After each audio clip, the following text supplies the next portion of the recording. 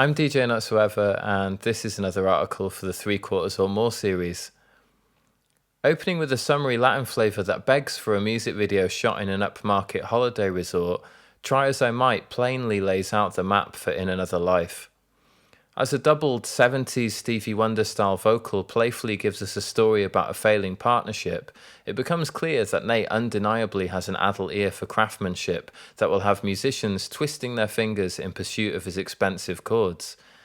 That said, his muso skills float in balance with an ability to trim away ego-driven fat to deliver a lean, sculpted pop chorus that no one, musician or otherwise, are likely to forget in a hurry. Soaked in much more than a surface understanding of the funky past that branch from American churchgoers, there's a distinctly European flavour to this lively opener.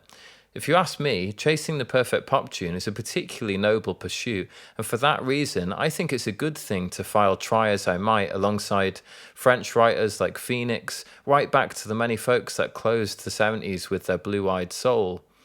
Speaking of off-white sports jackets with rolled-up sleeves, the upbeat energy of Try As I Might's fading chorus has me wondering if choreography might be a weapon hiding in Nate Williams' bag. And I'm not just picking that out of thin air. With very few exceptions, Nate plays every instrument on this 6-track EP, so I don't see why we can't expect a dance video to be on its way for Try As I Might. Chunky is the word that strides forward with One Way Street, as it ties a classic slow jam stomp to some hefty blues leanings. Timberlake, CeeLo, Bruno Mars, and plenty of other pop titans have regularly dipped into live, band-driven neo-soul, which puts Nate in great company with this track's throwback vibe. In fact, it feels like a particularly appropriate flavour to add to the EP, given that Nate Williams seems determined to expand his credits, which incidentally already include being a member of Jamiroquai, towards being a silent member for the more discerning side of popular music performers. Offering a futuristic revision of what a brass band could sound like, the aptly titled Hymns I've Never Sung's faux brass rises and falls alone before Nate's vocal tentatively moves under the spotlight. With the upbeat opening of the EP still bouncing in my ear, Hymn's solemn pace stands in bold contrast as we're confronted with poignant questions about fate and being lost in it. Boiling over with the frustration of searching for oneself, the entry of a choir is a welcome texture at a moment where something epic feels desperately inevitable.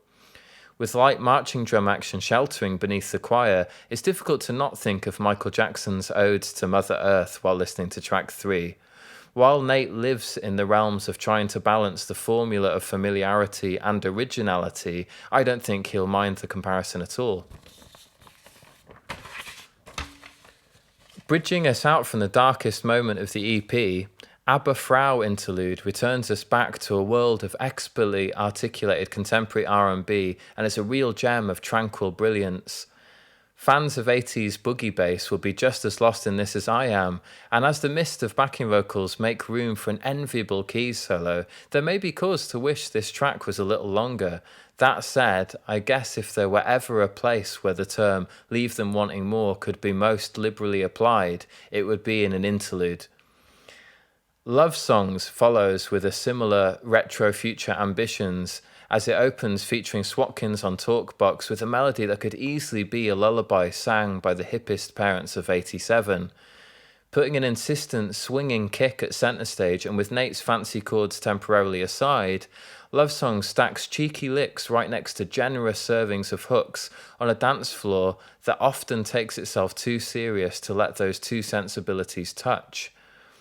On top of the hefty dance spirit of this penultimate track, Nate's vocals find ample space to showcase his talents as a singer of his own material, and the result is several moments of funky grimace and a severely bruised ego on my part. It's turned to night by the time we're ready to round off the EP with the title track Time to Say Goodbye. With an approving nod to both early 80s disco and 90s British acid jazz, a seriously classy groove struts in with a snazzy set of road chords leading the way. With an off-the-wall vein of light percussion exciting glassy reverbs and a deeply percussive guitar slinking into frame, this cut feels custom-built for the VIP rooms of clubs that perhaps no longer exist, but this is no knock on the potency of the funk that bursts from the chorus. With less of the belted drama we heard in the rest of the EP's hooks, I hope we have the patience to soak in the champagne tones of Time to Say Goodbye, because it would be a crime to overlook this deep burn that hides at the end of the track list. Understated at first, if the militantly tight horn section doesn't get you right away, then I assure you that the ridiculous jam out will sting you hard whether you want it to or not. All songs should be written with this level of care.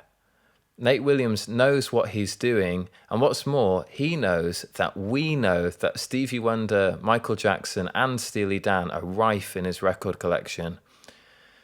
With his sophisticated chords in tow, is Nate going to struggle to dodge comparisons to Stevie Wonder? Maybe, but my God, what a fantastic burden to bear. In Another Life weaves together our favourite aspects of the most deserving household names, and on its own terms it earns a place in the lineage of sophisticated songwriting rather than being trapped as an impersonation of giants. Slick to its core, In Another Life makes it clear that Nate is the man to have in your corner when a song needs writing and it needs doing right.